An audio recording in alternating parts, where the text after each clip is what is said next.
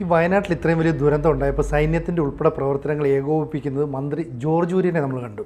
അപ്പോൾ പലരുടെ ഒരു സംശയം സുരേഷ് ഗോപി എവിടെയാണെന്നാണ്. എൻ്റെ ഒരു സംശയമുണ്ട്, ഇപ്പോൾ സുരേഷ് ഗോപി എവിടെയാണ്? സുരേഷ് ഗോപിയുടെ കാര്യത്തിൽ ഏറ്റവും പുതിയ വിവരം ഞാൻ പറയാം. നാളെ രാവിലെ 6 മണിക്ക് സുരേഷ് ഗോപി കരിപ്പൂരിലെത്തും. 8 മണിക്ക് വയനാട്ടിലെത്തും. ഇവിടെ നടന്ന സ്ഥലത്ത് വയനാട്ടിലെത്തും. എവിടെ നിന്നോ? ഡൽഹിയിൽ നിന്നും.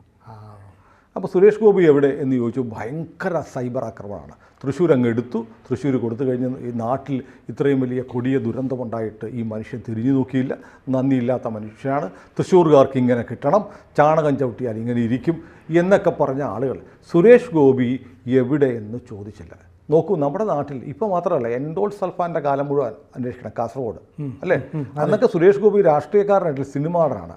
അവിടെയൊക്കെ ഈ മനുഷ്യൻ്റെ കണ്ണീരൊപ്പാൻ എവിടെയൊക്കെ മനുഷ്യനെത്തണോ അവിടെയൊക്കെ സുരേഷ് ഗോപി എന്ന മനുഷ്യനുണ്ടായിരുന്നു. അതെ അതെ. 2 കുഞ്ഞുങ്ങൾക്ക് എയ്ഡ്സ് ബാധിച്ച കുട്ടികളെ കൊല്ലത്ത് സ്കൂളിൽ നിന്ന് പുറത്താക്കിയപ്പോൾ അവരെ ചെന്ന് കണ്ട് ചേർത്ത് പിടിച്ച് നെറുകയിൽ ചുംബിച്ച 2 പേരേ ഉള്ളൂ. ഒന്ന് സുരേഷ് ഗോപിയും ഒന്ന് സുഷമ സ്വരാജുമായിരുന്നു. 2 പേരുടെ പേരിൻ്റെ ആദ്യം സു ഉണ്ട്. സു എന്ന് പറഞ്ഞാൽ നല്ലതെന്ന് അർത്ഥം അല്ലേ? സുദർശനം എന്ന് പറഞ്ഞാൽ നല്ല ദർശനം എന്നർത്ഥമുണ്ട്. സു നല്ലതാണ്. എൻ്റെ പേരിൻ്റെ അറ്റത്തും ഒരു സു ഉണ്ട്. അവിടെ നിൽക്കട്ടെ.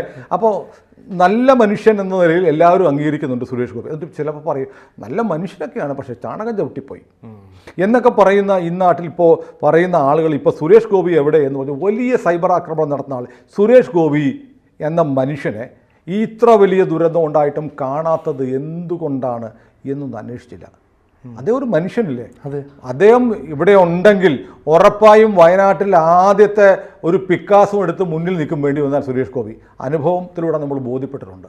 അങ്ങനെയുള്ള സുരേഷ് ഗോപി ഈ ദുരന്തം ഉണ്ടായി 4-5 ദിവസം കഴിഞ്ഞിട്ടും അദ്ദേഹത്തെ കാണാനില്ലെങ്കിൽ എന്തു പറ്റി നമ്മുടെ സുരേഷ് ഗോപിക്ക് എന്ന് തിരക്കുകയല്ലേ വേണ്ടിയിരുന്നത്? അതെ, പക്ഷേ എല്ലാവരും ചോദിക്കുന്നത് സുരേഷ് ഗോപി എവിടെയെന്ന്. അതാണ്, സുരേഷ് ഗോപിക്ക് എന്തു പറ്റി എന്ന് ആരും ചോദിച്ചില്ല. മാധ്യമങ്ങളും ചോദിച്ചില്ല.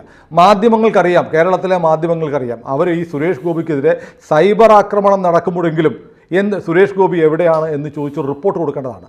ചെയ്യില്ല. അവർക്കറിയാം. തിരുവനന്തപുരത്ത് മാത്രമല്ല, ഡൽഹിയിൽ ഇരിക്കുന്ന മാധ്യമപ്രവർത്തകർക്കും സുരേഷ് ഗോപി എവിടെയാണെന്നറിയാം.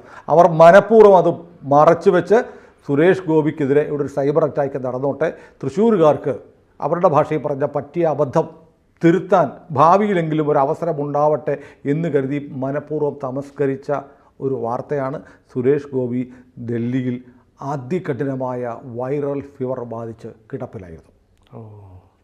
അത് പറയണ്ടേ? ഈ മനുഷ്യനെതിരെ സൈബർ ആക്രമണം നടക്കുമ്പോൾ ഇങ്ങനൊന്നും അല്ല കേട്ടോ. സുരേഷ് ഗോപിക്ക് കടുത്ത പനിയാണ്, അദ്ദേഹം എണീക്കാൻ വയ്യാതെ ഡൽഹിയിൽ കിടപ്പാണ് എന്ന് പറയേണ്ട ബാധ്യത നമ്മുടെ മാധ്യമങ്ങൾക്കുണ്ടായിരുന്നു. സുരേഷ് ഗോപിയോട് ഈ ദുരന്തം ആദ്യം വിളിച്ചു പറയുന്നത് നമ്മുടെ BJPയുടെ നേതാവായ സന്ദീപ് വാര്യരാണ്. സംഭവം ഉണ്ടായ അന്ന് തന്നെ 6 മണിക്ക് സുരേഷ് ഗോപിയെ വിവരം അറിയിച്ചുവെന്നാണ് സന്ദീപ് വാര്യർ എന്നോട് പറഞ്ഞത്. സന്ദീപ് പറഞ്ഞിട്ടാണ് സുരേഷ് ഗോപി അറിയുന്നത്. അദ്ദേഹത്തിന് അപ്പോൾ തന്നെ ആഭ്യന്തരമന്ത്രിയുടെയും പ്രധാനമന്ത്രിയുടെ ഓഫീസിനെ അറിയിച്ചു, വേണ്ട കാര്യങ്ങളൊക്കെ ചെയ്തു. ജോർജ് കുര്യനെ ഈ കാര്യങ്ങൾക്കായി ചുമതലപ്പെടുത്തുകയും ചെയ്തു. അങ്ങനെ ജോർജ് കുര്യൻ അവിടെ വന്നു. ഇപ്പോൾ നമ്മുടെ മുഖ്യമന്ത്രി ഉൾപ്പെടെയുള്ള ആളുകൾ അവിടെ ചെന്നത്, ഇപ്പോൾ മോഹൻലാൽ, ഇപ്പോൾ നമ്മൾ സംസാരിക്കുമ്പോൾ മോഹൻലാൽ അവിടെ സന്ദർശനം നടത്തിക്കൊണ്ടിരിക്കുകയാണ്. അതെ, മോഹൻലാൽ പോകുന്ന വളരെ ലൈവായി കാണിക്കുന്നുണ്ട്. നല്ല കാര്യം. കാരണം കൂടുതൽ ആളുകൾക്ക് അവിടെ എത്താനും ദുരിതാശ്വാസ പ്രവർത്തനങ്ങളിൽ പങ്കെടുക്കാനും ഒക്കെ ഉള്ള ഒരു പ്രചോദനം നൽകും മോഹൻലാലിനെ പോലെയുള്ള ആളുകളുടെ സന്ദർശനം. മുഖ്യമന്ത്രിയും എത്തി. ഇതൊക്കെ ലൈവായി കണ്ടു. എല്ലാ മാധ്യമങ്ങളെയും കണ്ട് സംസാരിച്ചിട്ടാണ് മുഖ്യമന്ത്രി ഉൾപ്പെടെ പോയത്. ഗവർണർ പോയതും കണ്ടു. ഗവർണർ മാധ്യമങ്ങളോട് സംസാരിച്ചെന്ന് തോന്നുന്നു. കാര്യമായി സംസാരിച്ചില്ല. അദ്ദേഹം അവിടെ നിന്നാൽ ഞാനിവിടെ നിൽക്കുന്നത് ഇതിനൊക്കെ തടസ്സമാകുമെന്ന് പറഞ്ഞ് പെട്ടെന്ന് അദ്ദേഹം തിരിച്ചുപോയി. ഇപ്പോൾ ചിലർ ചോദിക്കുന്നു പ്രധാനമന്ത്രി എന്താ വരാത്തത്? പ്രധാനമന്ത്രി എങ്ങാനും അവിടെ വന്നാൽ എന്തായിരിക്കും? സകല രക്ഷാപ്രവർത്തനവും നിൽക്കും. കാരണം അദ്ദേഹത്തിൻ്റെ സെക്യൂരിറ്റി എല്ലാം വന്ന് പോലീസും എല്ലാം സേനയും എല്ലാം കൂടെ പ്രധാനമന്ത്രിയെ പൊതിയാൻ നിൽക്കേണ്ടി വരും. അതുകൊണ്ടാണ് പ്രധാനമന്ത്രി വരാറ്. പ്രധാനമന്ത്രി വരും, ഉറപ്പായിട്ടും വരും.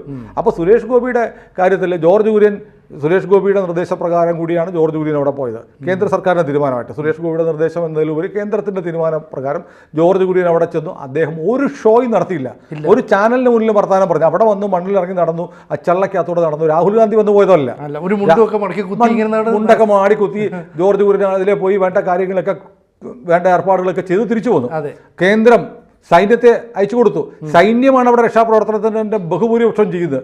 കാരണം സൈന്യത്തിനെ ചെയ്യാൻ പറ്റൂ പല കാര്യങ്ങളും. നാട്ടിലെ 100 കണക്കിന് യുവാക്കൾ പല സംഘടനകളിൽപ്പെട്ടവരൊപ്പം ഉണ്ട്. അവർ വലിയ സേവനമാണ് ചെയ്യുന്നത്. എന്നാൽ പോലും സൈന്യം വഹിക്കുന്ന പങ്കിനെ അത്ര കാര്യമായിട്ടൊന്നും നമ്മുടെ മാധ്യമങ്ങളും സർക്കാരും ഒന്നും അംഗീകരിച്ച് കാണുന്നില്ല. ബെയിലി പാലം ഉണ്ടാക്കിയത് പൊതുമരാമത്ത് വകുപ്പാണെന്ന് തോന്നിപ്പിക്കുന്ന തരത്തിലാണ് മന്ത്രി മുഹമ്മദ് റിയാസ് ഒരു പോസ്റ്റ് പോലും ഇട്ടത്. അതിൽ സൈന്യം എന്നൊരു വാക്ക് പോലും സൈന്യം ഉണ്ടാക്കിയ ബെയിലി പാലം എന്നും എഴുതാൻ ഇവിടുത്തെ മന്ത്രിക്ക് പോലും തോന്നിയില്ല. അപ്പോൾ അങ്ങനെ ഇരിക്കുകയാണ് ജോർജ് കുര്യൻ ഒരു നാടകവും നടത്താതെ വന്നിട്ട് തിരിച്ചു പോയത്. അപ്പോഴാണ് സുരേഷ് ഗോപി എന്ത് ചെയ്തു, സുരേഷ് ഗോപി എന്ത് ചെയ്തു എന്നുള്ള ചോദ്യം. ഒരു മനുഷ്യനെ നമ്മൾ എന്നും കാണുന്ന നമ്മുടെ എല്ലാ ദുഃഖങ്ങളിലും സങ്കടങ്ങളിലും സന്തോഷങ്ങളിലും നമുക്കൊപ്പം നിൽക്കുന്ന ഒരാളെ കാണാതായാൽ അയാൾക്ക് എന്തു പറ്റി എന്ന് ചോദിക്കുന്നതിന് പകരം അയാളുടെ തന്തയ്ക്കും തള്ളയ്ക്കും വിളിക്കുന്ന പരിപാടി ഒരു മനോവൈകൃതമായി മലയാളിക്കുണ്ട്. അത് വേറൊന്നും കൊണ്ടല്ല, സുരേഷ് ഗോപിക്കെതിരെയുള്ള സൈബർ ആക്രമണം നടത്തിയ ആളുകളുടെ പേര് ഞാനിത് പറയുന്നതിൽ നിങ്ങൾ ക്ഷമിക്കുക. ഇത് ചില ആളുകളെ കുറ്റപ്പെടുത്താൻ തന്നെ പറയുകയാണ്. അവരൊന്ന് സ്വയം ആലോചിക്കണം. ചില പ്രത്യേക പേരുള്ള ആളുകളാണ് സുരേഷ് ഗോപി എന്ന് കേട്ടാൽ ചീത്ത വിളിയാണ്. കഴിഞ്ഞ ദിവസം സുരേഷ് ഗോപിയുടെ മകൻ ഗോകുൽ തൃശ്ശൂരെ ഒരു കോളേജിലെ പരിപാടി പങ്കെടുക്കുന്ന വീഡിയോ ഉണ്ട്. അതിൻ്റെ താഴെയും ചില പേരുകാർ വന്ന് ആക്രമിക്കുകയാണ്. ഇങ്ങനെ അന്ധമായി സുരേഷ് ഗോപിയോടുള്ള വിരോധം കാണിക്കാൻ അദ്ദേഹം നിങ്ങളെ എന്തെങ്കിലും ചെയ്തോ? അദ്ദേഹത്തിന് ഇഷ്ടമുള്ള രാഷ്ട്രീയ പാർട്ടി ചേർന്നു, നിങ്ങൾക്ക് ഇഷ്ടമില്ലാത്ത പാർട്ടി ചേർന്നു എന്നതുകൊണ്ട് അദ്ദേഹത്തിൻ്റെ കുടുംബത്തെയൊക്കെ ഇങ്ങനെ നിരന്തരം സൈബർ ആക്രമണം നടത്തുന്ന നിങ്ങൾ ജനാധിപത്യത്തെക്കുറിച്ചൊക്കെ സംസാരിക്കുമ്പോൾ ലജ്ജ തോന്നും എന്ന് പറയാൻ നിവർത്തിയില്ല. അപ്പോൾ പേര് ഒരു വലിയ പ്രശ്നമാണ് നിങ്ങൾക്ക്. അത് കൻവാർ യാത്ര നടത്തുമ്പോൾ പേരെഴുതി വെക്കാൻ പാടില്ല. നിങ്ങൾക്ക് ചില പേരുകൾ കാണുമ്പോൾ അലർജി ഉണ്ടാകുന്നതിൻ്റെ ഏറ്റവും ഉത്തമ ഉദാഹരണമാണ് സുരേഷ് ഗോപി എന്നുള്ള മനുഷ്യന് നേരെ നിരന്തരം നടന്ന സൈബർ ആക്രമണം. ഇത് പറയാതിരുന്നിട്ട് കാര്യമില്ല. നിങ്ങൾ നോക്കൂ, സുരേഷ് ഗോപിക്കെതിരെയുള്ള നെഗറ്റീവ് കമൻ്റ് ഇടുന്നത് ആരാണ്? അപ്പോൾ കേരളം എങ്ങനെ മാറിപ്പോയിരിക്കുന്നു അല്ലേ? അതെ, അത് വല്ലാത്ത കഷ്ടമാണ്. അതായത് സുരേഷ് ഗോപി നാളെ രാവിലെ 6 മണിക്ക് കരിപ്പൂരിലെത്തും, 8 മണിക്ക് വയനാട്ടിലെത്തും. ഇത് ഉറപ്പിച്ചു കഴിഞ്ഞു. ഇപ്പം ഇതിനിടയ്ക്ക് വേറൊരു കാര്യമുണ്ട്. ഇപ്പം ബജറ്റ് വന്നല്ലോ. ബജറ്റ് കഴിഞ്ഞപ്പോഴത്തേക്ക് മറ്റേ കിങ്ങിണിക്കുട്ടനുണ്ടല്ലോ, നമ്മുടെ കരുണാകരൻ്റെ മകൻ, എന്താ മുരളീധരൻ. മുരളീധരൻ്റെ കിങ്ങിണിക്കുട്ടനൊക്കെയാണ് പെട്ടെന്ന് വരുന്നത്. അതേ ഓർമ്മ വരുള്ളൂ. കാരണം എന്താണ് ഈ മനുഷ്യൻ്റെ കോൺട്രിബ്യൂഷൻ? കേരളത്തിൻ്റെ ഈ MP ആയിരുന്ന കാലത്ത് കേരളത്തിന് വേണ്ടി എന്ത് ചെയ്തിട്ടുള്ള ആളാണ് കെ മുരളീധരൻ? ഒന്നും ചെയ്തിട്ടില്ല. സ്വന്തം MP ഫണ്ട് പോലും മുഴുവൻ വിനിയോഗിക്കാൻ കഴിയാത്ത ഒരു MP ആണ് കെ മുരളീധരൻ. പിന്നെ അദ്ദേഹത്തിൻ്റെ പേരെങ്ങനെ ഓർത്തിരിക്കുക? അതുകൊണ്ടാണ് എനിക്ക് ഓർമ്മയുള്ള പേര്, പറ്റിയ പേര് ഓർത്തു പോയത്. എനിവേ, നമ്മുടെ വിഷയത്തിൽ അദ്ദേഹം കഴിഞ്ഞ ദിവസം പറഞ്ഞു, എയിംസ് എവിടെ? തൃശ്ശൂരുകാർ ജയിപ്പിച്ചു വിട്ട ആൾ എയിംസ് എവിടെ എന്താ കൊണ്ടുവരാത്തുന്നത്? സുരേഷ് ഗോപി MP ആയിട്ട് എത്ര കാലമായി? 2 മാസം അല്ലേ? ഇടപ്പോൾ 60 വർഷം അവിടെ MP മാരായിട്ടിരുന്ന ആളുകൾക്ക് ഇക്കാലം അത്രയും കൊണ്ടുവരാൻ കഴിയാതിരുന്ന കാര്യം 2 മാസം മാത്രം MP ആയ സുരേഷ് ഗോപി കൊണ്ടുവന്നില്ല എന്ന് പറയുന്ന ഇവരെയൊക്കെ തെരണ്ടിവാലിനടിക്കാൻ ഈ നാട്ടിൽ ആളില്ലാഞ്ഞിട്ടാണ്. തൃശ്ശൂർക്കാർക്ക് കിട്ടണം, ഇത് തന്നെ കിട്ടണം, തൃശ്ശൂർക്കാർ അനുഭവിക്കണം, ഇനി അനുഭവിക്കാനിരിക്കുന്നേ ഉള്ളൂ എന്നൊക്കെ പറഞ്ഞ് പോസ്റ്റിടാൻ വിവരദോഷികൾ കാണിക്കും. ഒരു MP ആയിരുന്ന ഒരു മനുഷ്യൻ ഇങ്ങനെയൊക്കെ തരംതാണ് നെറികെട്ട് നിരാശാബോധത്തിൽ നിന്ന് പറയുന്ന ജൽപ്പനങ്ങൾ, അങ്ങനെ പറയും, വെറും ജൽപ്പനകൾ നടത്തുന്ന ഒരു ജനപ്രതിനിധി ചുമ്മാ അതല്ല ജനം തോപ്പിച്ച് വീട്ടിയിരുത്തിയത്. അപ്പോൾ ഈ രാഷ്ട്രീയക്കാർക്കൊക്കെ ഇത്ര നിലവാര തകർച്ചയാണെന്ന് പോലും ചിന്തിച്ചു പോകത്തില്ല ആളുകൾ ഇങ്ങനെയൊക്കെ കേട്ട്. നമ്മൾ ചില ആളുകൾക്ക് നിലവാരം ഉണ്ടെന്ന് പ്രതീക്ഷിക്കുന്നതാണ് കുഴപ്പം. ഈ ചില പേരുള്ള ആളുകൾക്ക് എന്ത് നിലവാരമുള്ളത്? നെതന്യാഹുവിനെ വെടിവെച്ച് കൊല്ലണം എന്ന് പറയുന്നൊരു MP ഇവിടെയുണ്ട്. സത്യത്തിൽ കേസെടുക്കേണ്ടതാണ്. ഇന്ത്യയുമായി സൗഹൃദത്തിലുള്ള ഒരു രാജ്യത്തിൻ്റെ എതിരെ ഇത്തരം പ്രസ്താവന നടത്തിയ കേസെടുക്കാൻ വകുപ്പുണ്ട് നമ്മുടെ നാട്ടിൽ. നെതന്യാഹുവിനെ വെടിവെച്ച് കൊല്ലണം ഇന്ത്യൻ പാർലമെൻറ്റ് അംഗം പറഞ്ഞത് ഇസ്രായേലുകാർ അറിഞ്ഞാൽ അവരെ മൊസാദിൻ്റെ ഒരാളെ വെട്ടി ഇയാളെ തട്ടിക്കളയും അല്ലേ? അതെ. എത്ര നീചമായ 4 വോട്ട് കിട്ടാൻ, 4 കയ്യടി കിട്ടാൻ വേണ്ടി എന്ത് പന്നത്തരവും ചെയ്ത ചില രാഷ്ട്രീയക്കാരിവിടെയുണ്ട്. അവർക്ക് മുന്നിൽ സുരേഷ് ഗോപി വേറിട്ടൊരു മനുഷ്യൻ. ഇവർക്കൊന്നും സുരേഷ് ഗോപിയുടെ 7 അയലത്ത് നിൽക്കാൻ യോഗ്യതയില്ല. നമ്മൾ സുരേഷ് ഗോപിയുടെ വക്കാലത്ത് എടുക്കാൻ നിൽക്കുന്നില്ല. പക്ഷേ ഒരു മനുഷ്യനോട് കാണിക്കുന്ന നെറുകേടുണ്ടല്ലോ. എത്ര കാലമായി ഈ മനുഷ്യനെ വേട്ടയാടി നിങ്ങൾ എന്തെല്ലാം അപവാദം പറഞ്ഞു. അദ്ദേഹം ജയിച്ച് മന്ത്രിയായി കഴിഞ്ഞപ്പോഴും നിങ്ങൾക്ക് പുച്ഛമാണ്. അദ്ദേഹം പനിച്ച് കിടന്നാൽ, സുഖമില്ലാതെ കിടന്നാൽ അതുപോലും മറച്ചു വെച്ചിട്ട് എവിടെ പോയി എന്ന് ചോദിക്കുന്ന ഈ നെറികെട്ട രാഷ്ട്രീയം ഒന്ന് അവസാനിപ്പിച്ചാലേ കേരളം രക്ഷപ്പെടത്തുള്ളൂ. ഏതായാലും സുരേഷ് ഗോപി നാളെ വരും. സുരേഷ് ഗോപി ഈ ദുരിത മേഖലകളിലൊക്കെ ഓടി പറിച്ചെത്തുന്ന കേരളത്തിലെ മുഴുവൻ ജനങ്ങൾക്കും അറിയാം. ഈ പറഞ്ഞ മുരളീധരനെ പോലെയുള്ള ചില ആളുകൾക്ക് എന്താ അവരെക്കുറിച്ച് പറയണമെന്ന് എനിക്കറിയില്ല. ജനം പൂരിപ്പിക്കട്ടെ, ആളുകൾക്ക് മാത്രമേ മനസ്സിലാവും. പിന്നെ കുറേ ആളുകൾക്ക് സുരേഷ് ഗോപി എന്നുള്ള പേര് കേൾക്കുമ്പോൾ കലിതുള്ളുന്ന ചില പേരുകാർക്കും പ്രശ്നമാണ്. സുരേഷ് ഗോപി വരുന്നുണ്ട് നാളെ. അദ്ദേഹം എന്ത് ചെയ്യുമെന്ന് വരും ദിവസങ്ങളിൽ കാണും. എന്തായാലും ഇന്ത്യൻ പ്രധാനമന്ത്രിയും വരുമെന്ന് തന്നെയാണ് ഞാൻ കരുതുന്നത്. ഇന്ത്യൻ പ്രധാനമന്ത്രിയും വരും. പ്രധാനമന്ത്രി വരാത്തത് ഇപ്പോൾ വന്നാൽ ശരിയാവില്ല. ശരിക്കും അവിടുത്തെ ജില്ലാ ഭരണകൂടം ഇപ്പം രക്ഷാപ്രവർത്തനം പൂർത്തിയായിട്ടില്ല.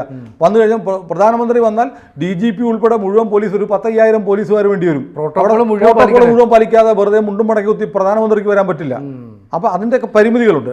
അപ്പോൾ ഏതായാലും കേന്ദ്രത്തെ സംബന്ധിച്ച് കേന്ദ്രമാണ് കേരളത്തിലെ സന്നദ്ധ പ്രവർത്തകർക്ക് നേതൃത്വം നൽകിക്കൊണ്ട് കേന്ദ്രത്തിൻ്റെ സേനയാണ് അവിടെ വലിയ തോതിലുള്ള രക്ഷാപ്രവർത്തനം നടത്തുന്നത്. നമ്മുടെ പോലീസുണ്ട്, ഫയർഫോഴ്സ് ഉണ്ട്, അവരൊന്നും ചെറുതായി കാണിക്കില്ല. പക്ഷേ അവർക്കൊന്നും ചെയ്യാൻ പറ്റുന്ന, അവർ ട്രെയിൻഡ് അല്ലാത്ത കാര്യമാണ് സൈന്യം ചെയ്യുന്നത്. സൈന്യത്തിന് നമുക്ക് സല്യൂട്ട് കൊടുക്കാം. സൈന്യം നമ്മുടെയാണ്. നാളെ ഇത് കഴിഞ്ഞാൽ സൈന്യത്തെ കുറ്റം പറയാനും നമ്മുടെ ആളുകളുണ്ടാവും. അതും അറിയാം. സുരേഷ് ഗോപി, ഒരിക്കൽ കൂടി പറയാം, സുരേഷ് ഗോപി വരുന്നുണ്ട്. അദ്ദേഹത്തിന് പനിയായിരുന്നു. അദ്ദേഹത്തെ തെറി പറഞ്ഞ ആളുകൾ മാപ്പൊന്നും പറയാൻ പോണില്ല. എന്നാലും ഇനി നാളെ സുരേഷ് ഗോപി വന്നു കഴിയുമ്പോഴത്തേക്ക് എന്തെങ്കിലും വേറെ കുറ്റം പറയും. സുരേഷ് ഗോപി വന്നിറങ്ങി സിനിമാ സ്റ്റൈലിൽ വന്നു എന്നൊക്കെ ആയിരിക്കും പറയാൻ പോകുന്നത്. നമുക്ക് കാണേണ്ടി വരും. ഏതായാലും കൂട്ടത്തിൽ ഇത്രയും പറഞ്ഞിട്ട് ഒരു കാര്യം കൂടെ പറയാം. ഒരുപാട് ആരോപണങ്ങളൊക്കെ മുഖ്യമന്ത്രിയുടെ ദുരിതാശ്വാസ നിധിയെക്കുറിച്ച് വന്നിട്ടുണ്ട്. അതിൽ കുറേ വെട്ടിപ്പൊക്കെ ചില നേതാക്കന്മാരൊക്കെ നടത്തിയിട്ടുണ്ട്. ഫണ്ട് വകമാറ്റി കൊടുത്തിട്ടുണ്ട്. ലോകായുക്തയിൽ കേസുമുണ്ട്. എന്നാലും വയനാടിനെ പുനർനിർമ്മിക്കണം, പുനരധിവസിപ്പിക്കണം. അതിന് പണം വേണം. വ്യക്തികൾക്കല്ല പണം കൊടുക്കേണ്ടത്, മാധ്യമ സ്ഥാപനങ്ങൾക്കല്ല പണം കൊടുക്കേണ്ടത്, സർക്കാരിനാണ്, മുഖ്യമന്ത്രിയുടെ ദുരിതാശ്വാസ നിധിയിലേക്കാണ്. ഇത് പറഞ്ഞതിൻ്റെ പേരിൽ നമ്മുടെ ചില സുഹൃത്തുക്കൾക്ക് ഇഷ്ടപ്പെട്ടിട്ടില്ല. തീർച്ചയായും അവരുടെ വികാരം മാനിക്കുന്നു. നിങ്ങളുടെ ആശങ്ക ശരിയാണ്. ഈ ഫണ്ടിൻ്റെ കാര്യത്തിൽ ആക്ഷേപങ്ങളുണ്ട്, ലോകായുക്തയിൽ കേസുണ്ട്. എറണാകുളത്ത് ഉൾപ്പെടെ ഈ ഫണ്ട് അടിച്ചു മാറ്റിയിട്ടുണ്ട്. പക്ഷെ അതുകൊണ്ട് ആ ഫണ്ടാകെ മോശമാണ്, ആ ഫണ്ടേ കൊള്ളില്ല എന്നുള്ള നിലപാടെടുക്കാൻ ABC മലയാളത്തിന് കഴിയില്ല. മുഖ്യമന്ത്രി അതിൻ്റെ വകുപ്പ് അത് കൈകാര്യം ചെയ്തതിൽ പോരായ്മകളും ഉണ്ടായിട്ടുണ്ടാവാം. എന്നാൽ അതിൻ്റെ പേരിൽ ഒരു നയാ പൈസ പോലും അതിലേക്ക് കൊടുക്കരുത് എന്ന് പറയുന്നത് മര്യാദയല്ല, അതല്ല രീതി. മുഖ്യമന്ത്രിയുടെ ദുരിതാശ്വാസ ഫണ്ടിലേക്ക് പണം കൊടുക്കണം, സഹായിക്കണം. ഇനി അത് അത്തരം മുൻകാലങ്ങളിൽ നടന്ന പോലുള്ള തെറ്റുകൾ ഇനി ഉണ്ടാവുകയാണെങ്കിൽ നമുക്ക് ഒരുമിച്ച് നിന്ന് ചോദ്യം ചെയ്യാം. അല്ലാതെ എലിയെ കൊല്ലാൻ ഇല്ലം ചൂടാൻ പാടില്ല. മുഖ്യമന്ത്രിയുടെ ദുരിതാശ്വാസ നിധിയിലേക്ക് എല്ലാ പ്രേക്ഷകരും ആവും വിധം സഹായിക്കണം. ഇത് പേടിച്ചിട്ടല്ല. ABC പറയാനുള്ള കാര്യങ്ങൾ ഇപ്പോഴും പറയുന്നുണ്ട്, ഇന്നലെ പറഞ്ഞിട്ടുണ്ട്, ഇന്നും പറയും, നാളെയും പറയും. ABC-ക്കെതിരെ മുഖ്യമന്ത്രി കേസെടുക്കാതിരിക്കാൻ പേടിച്ചിട്ടാണെന്നൊക്കെ പറയുന്നത് ചുമ്മാതെയാണ്. ABC പറയാൻ മുഖ്യമന്ത്രിക്കെതിരെ പറയേണ്ടി വന്നാൽ പറയും. മുഖ്യമന്ത്രി എന്ന് പറയുന്നത് പിണറായി വിജയൻ കേരളത്തിൻ്റെ മുഖ്യമന്ത്രിയാണ്, നമ്മുടെ എല്ലാവരുടെയും മുഖ്യമന്ത്രി, നിങ്ങളുടെ മുഖ്യമന്ത്രിയാണ്. അദ്ദേഹത്തിൻ്റെ ദുരിതാശ്വാസ നിധി എന്ന് പറയുന്നത് CPM-ൻ്റെ ഫണ്ടല്ല, പിണറായി വിജയൻ്റെ വീട്ടിലെ ഫണ്ടുമല്ല, ഈ നാട്ടിലെ ജനങ്ങൾക്ക് വേണ്ടിയുള്ളതാണ്. അത് വിജയിപ്പിക്കുക എന്നുള്ളത് ഓരോ പൗരൻ്റെയും കടമയാണ്. അതുകൊണ്ട് ഭയന്നിട്ടല്ല ABC എന്ന് പറയുന്നത്, നാടിനോടുള്ള സ്നേഹം കൊണ്ടാണ്. നാടുണ്ടെങ്കിലേ നമ്മളുള്ളൂ. അതുകൊണ്ട് മുഖ്യമന്ത്രിയുടെ ദുരിതാശ്വാസ നിധി വിജയിപ്പിക്കണമെന്ന് ഒരിക്കൽ കൂടി ഞങ്ങൾ അപേക്ഷിക്കുന്നു. കൂടുതൽ വാർത്തകളും വിശേഷങ്ങളും നിങ്ങളിലേക്ക് എത്താൻ ABC മലയാളം സബ്സ്ക്രൈബ് ചെയ്യുക, ബെൽ ബട്ടണും അമർത്തുക.